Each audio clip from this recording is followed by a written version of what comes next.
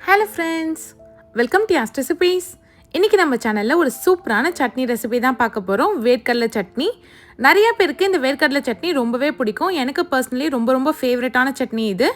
இந்த டேஸ்டியான வேர்க்கடலை சட்னி எப்படி செய்யறதுன்னு பார்க்கலாம் வாங்க. கடாயில் 2 ஸ்பூன் எண்ணெய் சேர்த்துக்கோங்க. எண்ணெய் நல்லா சூடானதும் 4 ஸ்பூன் வேர்க்கடலை எடுத்துக்கலாம். நான் பச்சை வேர்க்கடலை எடுத்திருக்கேன். இதை நல்லா வறுத்து எடுத்துக்கோங்க. வேர்க்கடலையில் நல்ல கலர் சேஞ்ச் ஆகி வாசனை வரணும், அந்த மாதிரி வறுத்து எடுத்துக்கலாம். இப்போ காரத்துக்கு ஒரு 4 காஞ்ச மிளகாய் சேர்த்துருக்கேன். உங்கள் காரத்துக்கு ஏற்ற மாதிரி நீங்கள் சேர்த்துக்கோங்க. 1 இன்ச் இஞ்சி கட் பண்ணிவிட்டு சேர்த்துருக்கேன். 2 பல் பூண்டு சேர்த்துக்கலாம். இது கூடவே 2 மீடியம் சைஸ் வெங்காயத்தை கட் பண்ணி வச்சுருக்கேன், அதையும் சேர்த்துக்கலாம். இப்போ இது எல்லாத்தையும் நல்லா ஒரு 2 நிமிஷத்துக்கு வதக்கி எடுத்துக்கோங்க. வெங்காயம் நல்லா சாஃப்டாக வதங்கி வரணும், இந்த மாதிரி.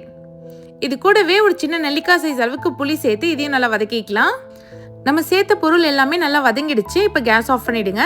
இதை ஆட்டினதும் மிக்ஸி ஜாரில் போட்டு அரைச்சி எடுத்துக்கலாம். இப்போ சட்னிக்கு தேவையான அளவுக்கு உப்பு சேர்த்துக்கோங்க. நான் 1 டேபிள் ஸ்பூன் அளவுக்கு உப்பு சேர்த்துருக்கேன். உங்களுக்கு சட்னி கொஞ்சம் தண்ணியாக வேணும்னா லைட்டாக தண்ணி சேர்த்து அரைச்சி எடுத்துக்கோங்க. சட்னிக்கு தாளிப்பு ரெடி பண்ணிக்கலாம். அதுக்கு 1 ஸ்பூன் எண்ணெய் சேர்த்துக்கோங்க. இதில் 1/2 ஸ்பூன் கடுகு சேர்த்துக்கலாம். 1/2 ஸ்பூன் சீரகம் சேர்த்துக்கலாம். ஒரு 3 காஞ்ச மிளகாய் சேர்த்துக்கோங்க. ஒரு கொத்து கருவேப்பிலை சேர்த்துக்கலாம். கூடவே 1/2 ஸ்பூன் பெருங்காயத்தூள் சேர்த்து இதை நல்லா தாளித்து எடுத்துக்கோங்க. இப்போ தாளிப்பு ரெடி ஆகிடுச்சு. இதை சட்னியில் சேர்த்துக்கலாம். சட்னியும் தாளிப்பையும் நல்லா ஒரு வாட்டி மிக்ஸ் பண்ணிவிட்டு சர்வ் பண்ணுங்கள். சட்னியோட கன்சிஸ்டன்சி பாருங்கள் எந்த அளவுக்கு திக்காக இருக்குன்னு.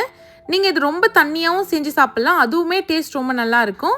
அவ்வளோதான், ரொம்பவே சூப்பரான வேர்க்கடலை சட்னி ஈஸியாகவே ரெடி பண்ணியாச்சு. இதை நீங்கள் இட்லிக்கும் சாப்பிட்லாம், தோசைக்கும் சாப்பிட்லாம். டேஸ்ட் அல்டிமேட்டாக இருக்கும்.